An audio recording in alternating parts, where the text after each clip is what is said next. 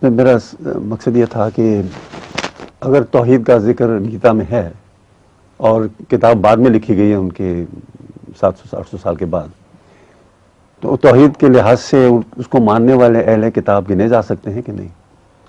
وہ دیکھنے والی بات یہ ہے کہ اہل کتاب اگر اپنے تعلق کو شرک سے اتنا نمایاں طور پر باندھ لیں کہ ان کے اہل کتاب ہونے کی شناخت مٹ جائے، تو پھر آپ ان کو اہل کتاب کہہ سکتے ہیں کہ نہیں؟ یہ سوال ہے۔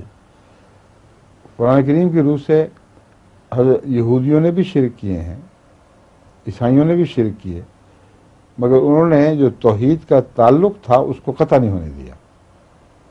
چنانچہ یونٹی کو مان کر اس کو سپلٹ کرتے ہیں، اور 3 in 1 1 in 3 یہ فلسفے کی لغویت تو آپ ثابت کر سکتے ہیں، مگر کلیتاً ان کو یہ کہنا کہ یہ ایک خدا کے قائل ہی نہیں، یہ درست نہیں۔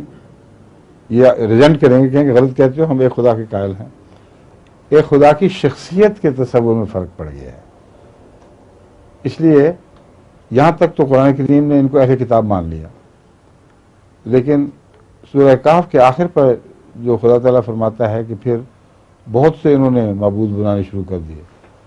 افحسب الذین کفروا ان یتخذوا عبادی من دونی اولیاء، تو وہاں پہنچتے پہنچتے ان کا تعلق کتاب سے بہت کم رہ جاتا ہے۔ بات شروع کی ہے ایک شخص سے، عیسیٰ علیہ السلام کے تصور سے سورہ کہف نے، اور پہلے عیسائیوں کے حوالے میں توحید کا ذکر ملتا ہے۔ ختم کی ہے سورہ کہف اس مضمون پر کہ کیا وہ میرے بندے وہ لوگ جنہوں نے میرے بندوں کو میرے سوا اولیاء بنا لیا ہے،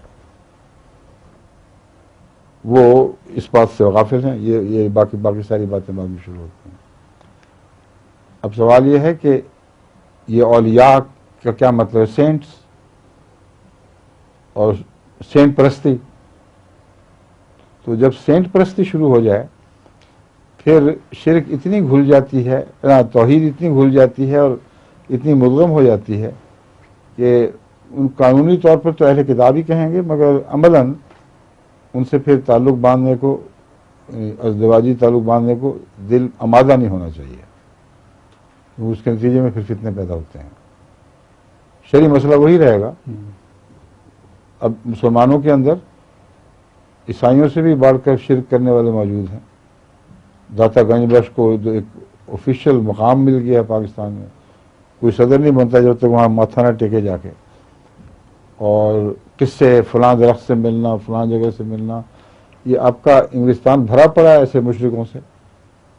گولڑوی ہیں اکثر جنہوں نے قبضہ کیا ہوا مساجد پر، اور بڑے بڑے پیر دیکھا عرس مناتے اور بڑی ہولناک شکلیں بنا کر اپنے تقدس کا اظہار کرتے ہیں۔ یہ سب لوگ بنیادی طور پر مشرک ہیں، اور اپنے پیروں کے ایسے قصے بتاتے ہیں جو حضرت صلی اللہ علیہ وسلم کی صفات میں کہیں دکھائی نہیں دیتے۔ تو شرک فی النبوت بھی ہے، شرک فی توحید بھی، دونوں طرح کے شرک موجود ہیں۔